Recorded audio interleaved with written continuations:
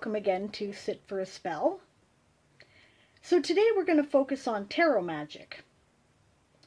Now, people who've read my book know that I'm not normally a fan of magical formularies, what I call spell recipe books, because I generally believe that the best spells are the ones that you've created yourself, that have meaning for you, probably that are founded in correspondence tables or principles of magic, which is why I teach those things. But sometimes they can give you some really cool ideas, and in this case it certainly did. We're going to work out of this book. It's by a lady named Janina Reneé, and we're going to do one of her spells for courage in a difficult time. Now, but first, I had a very good question from the Happy Veggie, who wanted to know, at my last video, do you cast a circle before you do this spell? Now, I want to make it clear that it should go without saying that you'll always want to create your sacred space and prepare the space and cleanse it of other influences before you do any of these acts of magic, preferably that I show, other than the ones which I say specifically are quick charms to be done in an emergency, right? Now, I stopped specifically saying you should cast a circle because there are other ways to prepare magical spaces other than casting a circle. Casting a circle is what we do in Wicca, and especially British traditional Wicca, but there are other schools of magic that do different things. For instance, traditional witches do what they call drawing the compass or forming the square, which is similar to casting a circle, but it's generally done by going across the directions as opposed to around in a particular path. There's other things you can do too, right? Some shamanic traditions work with caves. They create a sacred cave imagery. Some people keep a dedicated temple room. This is especially common for ritual magicians, but other traditions do it as well. I tend to keep a dedicated temple room when I can, and so on and so forth. So yes, create your sacred space and make sure that it's clear of energies that might interfere. And it's not just protective either, right? People think, oh, well, you're keeping out all the bad stuff that might mess with your system. And that's true. But you're also clearing it of contradictory energies. Say you're doing a spell that, I don't know, you're trying to create better communication between you and someone else. So that's an elemental air spell, and you're going to work with the elemental air energies. But if you haven't cleared the space since you last did a spell to bring you money, now you've got earth energies in the space, and sometimes earth and air don't work together that well. So it can be positive energies too that you'll want to be clearing out of the way. So thank you, Happy Veggie, for a very good question. And I will try to remind people to create their sacred space from here on in the future, because obviously I've been lax about that. So,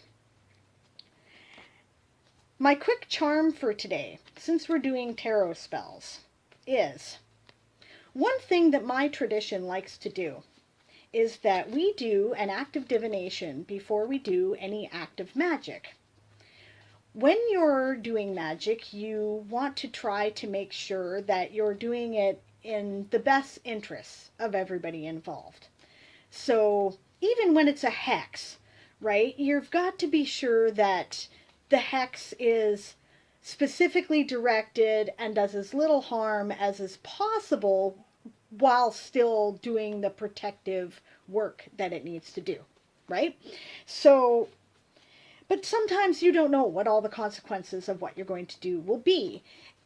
When you put energy out into the universe, it creates ripples. Ripples will change effects of things. So one of the things that you can do is you can draw a card that will tell you what you might expect. Now, you don't have to use tarot cards for this. There are a variety of oracle decks. If you prefer them, they will work just fine. If you like to draw runes and you understand that system, that will also work. But I'm going to go with tarot today. So what I want to know is, what will be the consequences, seen and unseen, of the act of magic that I'm about to do? So let's find out. Now then, you take your cards and you shuffle them around. It's traditional not to shuffle them like a deck of playing cards. Just kind of, you know, as you can see, mine are getting a little beat up. Well loved, well used. Anyone wants to know, this is the Robin Wood Tarot deck, by the way. And it is, I like it because it has a lot of specific Wiccan symbolism in it. And it's also the tarot deck that they happen to use for an example in Janina Reneé's book. So the spell will look like what it actually looks like in the illustration, which is kind of fun. Okay, so you shuffle it, and you know, I like to reverse half of it at least once. Not everybody uses reversed meanings for the cards, but I do. Alright, once we have it good and shuffled, we lay it out. Drop it into, I like to drop it into 3 piles. And then you pick the one which feels like the right one. For me, that was clearly this one by the way the cards fell. And remembering our question, what are the consequences seen and unseen if we do this spell? We draw this card. Now this is the Six of Pentacles, and if you've done work with tarot, you're already aware that this basically means everybody getting their fair share, everybody getting their due, everything coming together, right? Pentacles represent the earth realm, so it's physical, real world stuff, often money, but also family, job, health, and home. Things that are of the earth, of this world, right? So I'd say this is a pretty good omen for the use of our spell, and so I think we can proceed. So here's another example of a tarot spell. This is one that I'm waiting to finish that I got from Janina Reneé's book as well. This is for success in an artistic field. I figure, though, I've done lots of those kind of spells on this program. Obviously, that's a big life goal for me. So I figured you didn't need to see another one, and hey, we could all use courage in difficult times, right? Right. So let's open up our book here. For courage, Janina Reneé tells us to use the Star, Strength, and the Chariot. All right.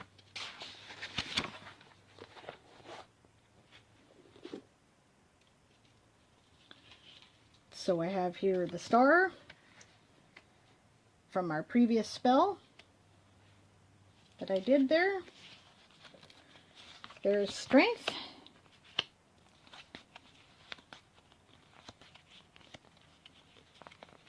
And there's the Chariot.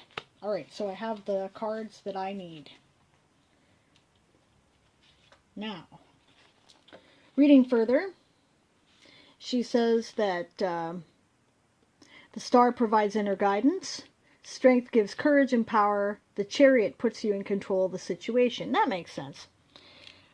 In general, when I interpret readings, Strength I would have expected to see because, of course, that's what it's all about, inner strength, inner courage. The Chariot is about basically getting things done, right? Having the action and momentum to get things happening. And the Star is about hope, right? So this makes sense to me as a tarot reader. For accessories, if you want to add them, she suggests red candles, flowers, crystals, gemstones, and cloth to lay the cards on, right? So I have here a red candle, which I'm going to use. You probably don't want to watch me unwrap this, so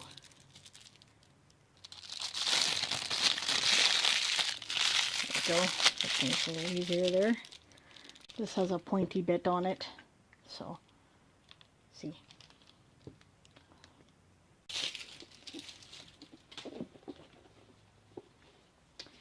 she says that red bestows forceful energy needed to ride out a difficult period. You could also use brown, which denotes strength rooted in the earth, or white, which stands for pure psychic energy and purity of intentions.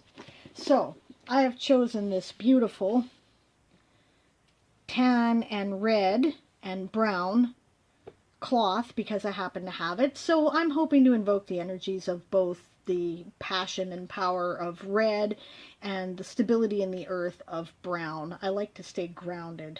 So I have that.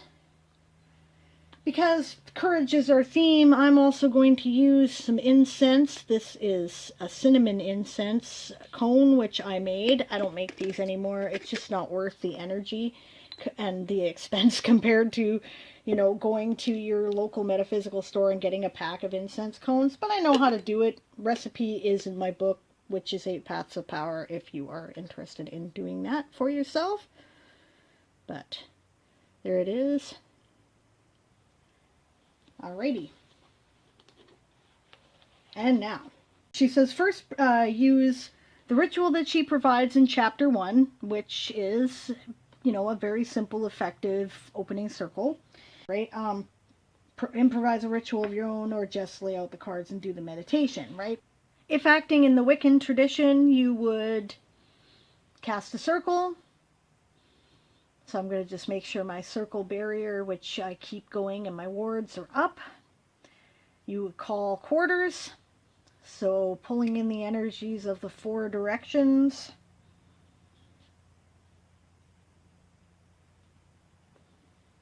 Okay. You call upon the divine as you understand it. I call upon the Lady of the Stars, Lord of the Earth.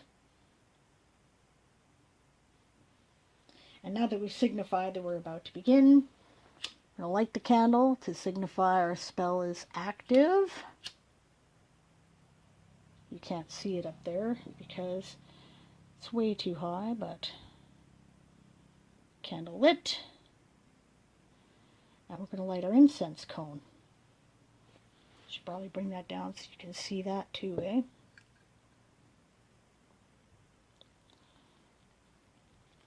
Ideally, if you've done this right, it should just, you know, start burning. My top is a bit funky, so it might take a bit.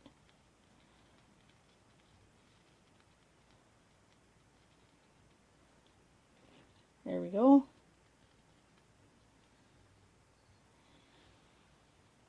All right.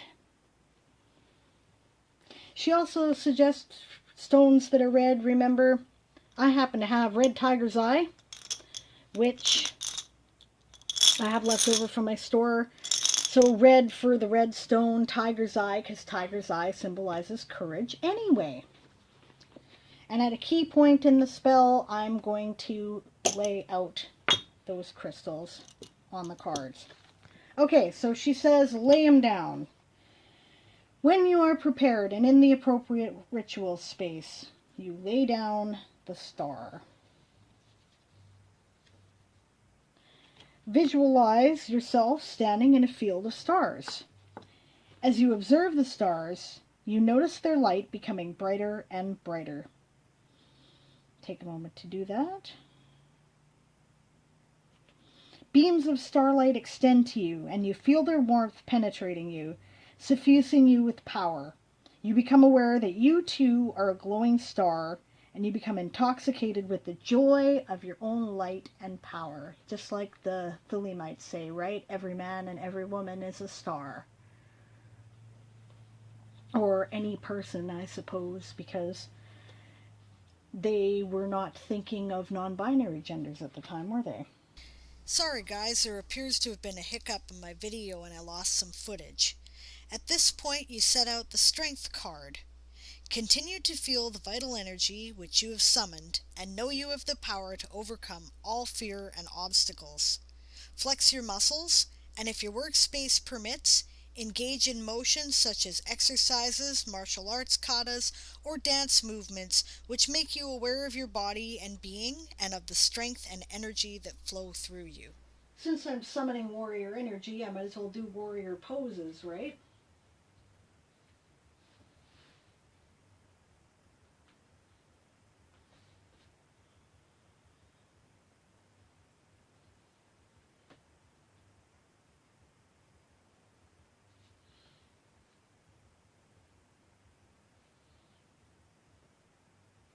And now that I've done that,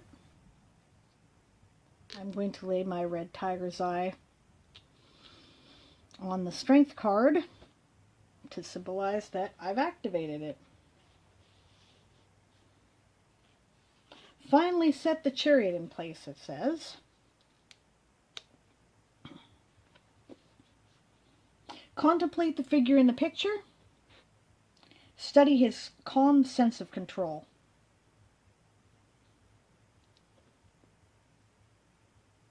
Now study the charioteer's armor. Has some pretty fancy breastplate going on there and a gorget, hey? Using the psychic energy that you've summoned, craft your own protective armor. Hold your hands in front of you. Feel the power surging through them. Starting with your head, make motions with your hands, passing them over your body parts, using their power to craft an invisible armored covering. So we take all that energy that we've summoned from the stars and our own warrior energy, and we fashion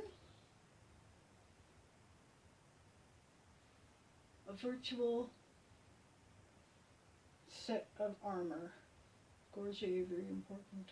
Also protect that little shell to protect that sticky out part of your spine. If you do fighting in medieval reenactment groups, you'll see the importance of that. Gauntlets. Belly plate, breastplate. Kidney plates. There is actually a butt plate. Groin protection. Greaves. I always visualize it like a knight in shining armor, right? When I'm doing an armor visualization. And there you go.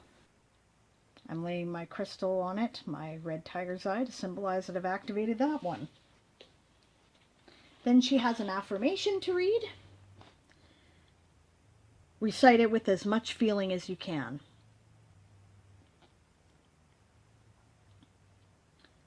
By force of will and magic spell, I call on power from within and without. Power shines like a star within me. Power flows through me, and power grows round me.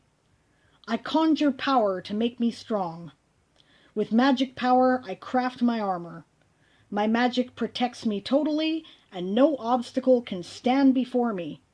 In the warmth and light of my inner strength, fears and problems melt like snow. So it is, and so it shall be.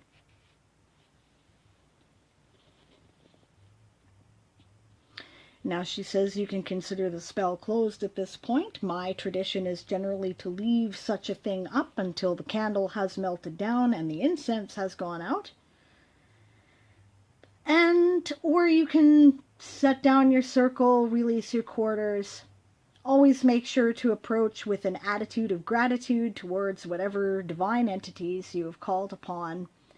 Release them and thank them in your own traditional way. If you want to know more about the tarot, I have a series of videos on the topic called Tarot Essentials, and I also have taught classes on tarot for my practical magic classes, and I have really exciting news. I'm now offering my more involved classes on magical theory for my Patreon subscribers. So if you join my crew at the $5 plus a month level, you will get all of my extra classes that I normally charge on demand for, like Practical Magic and the 8 Paths of Power series. And in the future, I will also be offering live classes to my Patreon crew on Google Hangouts. So check it out. I'm very excited about it. I think it's going to be a lot of fun, and I would be happy to see you there. And that's it for Sit for a Spell today. Thanks for joining me, and I'll see you next time. Merry meet.